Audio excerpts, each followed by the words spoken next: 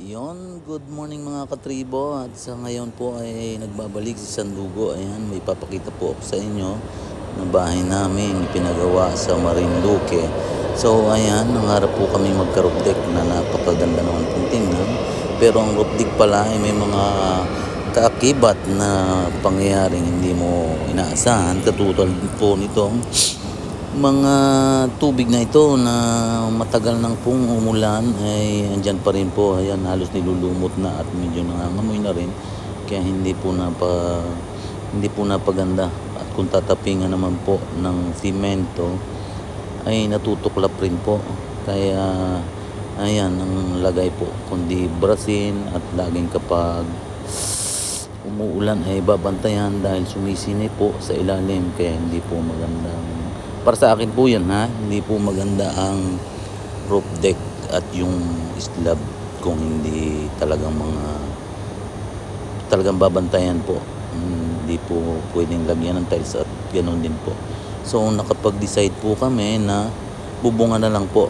Ayan, so ayan po, at inumpisahan ng lagyan ng mga poste. Magbubuhos na po sila ng mga nakaabang na poste dahil po yan sadyang may mga abang para sa second floor. Ay wala pa po akong ipagpapagawa ng second floor, ay ayaw ko naman pong mabulok yung aming bubong. So ayan po, at ayan, kita nyo naman po ang pagpapamula ng bubong yan. So mga steel truss po yan na medyo sa ngayon po ay kung iintayin po natin mabulok yung bahay, mas mahal po ang ating gagastusin. So bali po ay ayan, nakapag-desisyon na po akong bubungan lang kaysa naman mahirap mag-maintain yung slab mga katribo. Hindi ko po inaasahan yung mga ganyang pangyayari, dahil ang akala ko lang po ay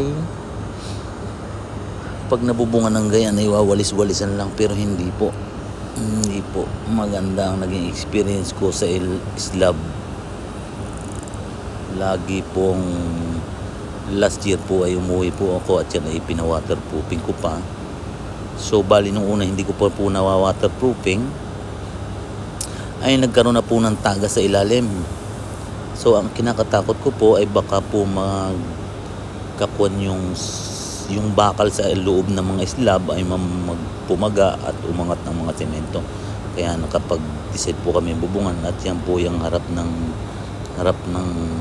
sa tapat po yan ng garage ay polycarbonate solid. Hindi po yan yung double sheet, at yun po ay medyo mura po siya pero hindi po masyadong tumatagal. Pero ito pong ating na ipakabit dito ay solid polycarbonate.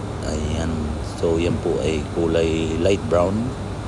Makikita nyo po kahit po maaraw ay maganda po ang sinag pa rin dyan sa ilalim. So hindi po siya ganun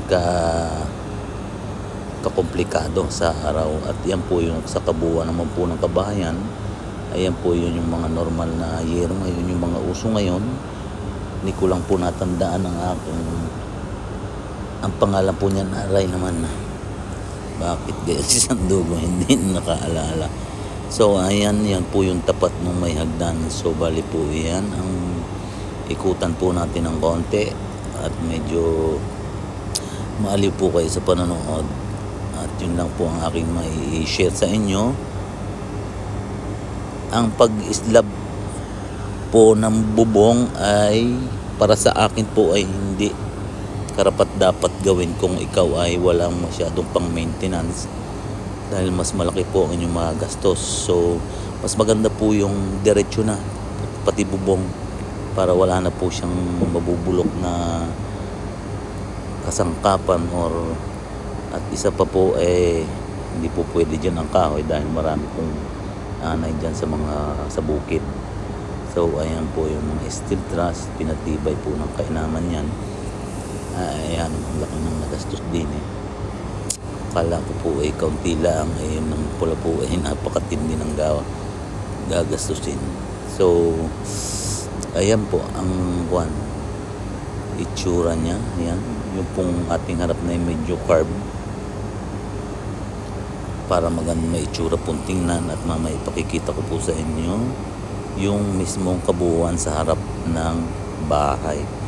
At yan lang po ang ating muna ipinakikita. Ayan.